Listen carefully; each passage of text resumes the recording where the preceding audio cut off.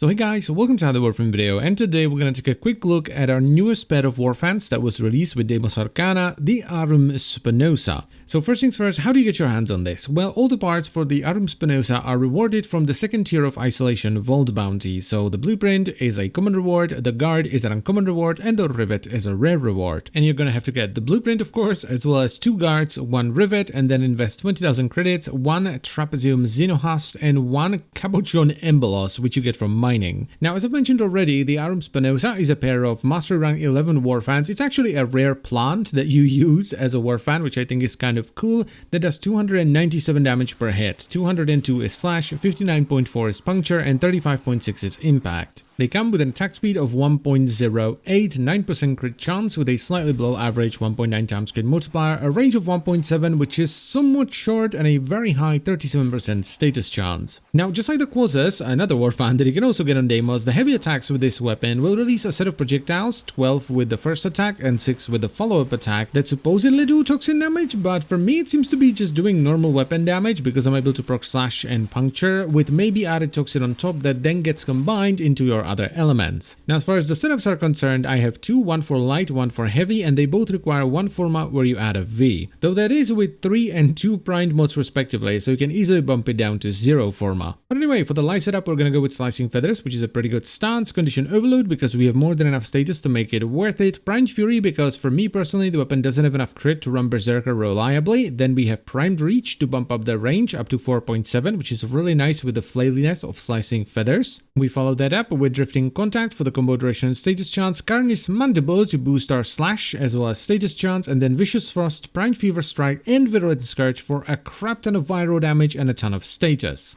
Now, the performance on the light attack build is of course good because the weapon in this case does primarily slash and viral, so yep, it does a lot of damage, though there is a rampa because you need to hit the enemy a couple of times to proc some viral and slash as well as trigger Condition Overload. That is mainly for the Grenier though because they have a ton of armor, so there's at least something stopping your damage from going through, but if you're fighting something like the Infestation, they're gonna go down much faster. And the same goes for the Corpus because shields will do very little against a constant barrage of slash and viral. You can kind of feel the lack of crit though, especially versus the Grenier, because those big chunky red crits is usually what takes the damage from good to great. For the second heavy attack build, we're once again going to start off with Slicing Feathers, mainly for the capacity in this case, then we're going to follow it up with the upfront damage of Primed Pressure Point because we want to one-shot things, then we're going to put on Killing Blow for the heavy attack damage as well as heavy attack wind-up speed, Corrupt Charge for the initial combo so you can do heavy attacks at 2 times combo and take advantage of that multiplier as well. Then for these kinds of builds, I tend to go with Life Strike because it means that every heavy attack is going to heal you back up to full, and we're going to be doing constant heavy attacks, so it's really good for survivability. And I also like to run Carni's Mandible not just for the slash and status chance, but also for the sit bonus, where killing an enemy with a heavy attack will give you 10% evasion, which is just a flat chance to avoid damage, as well as immunity to status effects, which is great as well. And we're gonna top it all off with big damage through Molten Impact for the heat and Primed Fever Strike and Shocking Touch for the corrosive. Now, this setup relies pretty heavily on your aim, because if you manage to land most of the projectiles, especially if you manage to get a headshot as well,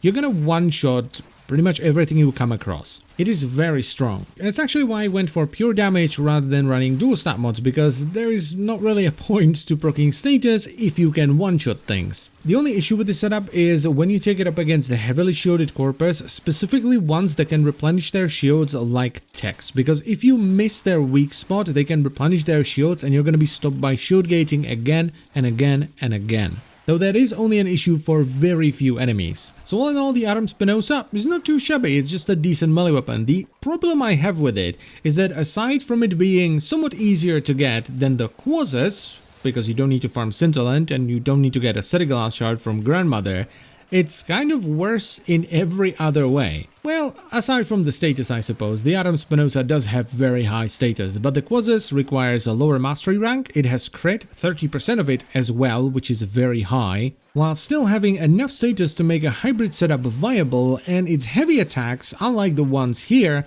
force proc slash, which is far stronger, especially if you take into account the crit multiplier you can take advantage of, which you can then stack on top of the headshot multiplier if you can aim well. Is the Arum Spinosa the worst thing in the world? Absolutely not. If you like the look of it, go for it. It's a solid melee weapon that can do Steel Path and everything else, but if you just want a really good Warfan, go for the Quasas instead. And as always guys, I thank you very much for watching, I hope you've enjoyed the video, and I will see you some other time. Hi chicken, how are you doing sweetie? Bye bye.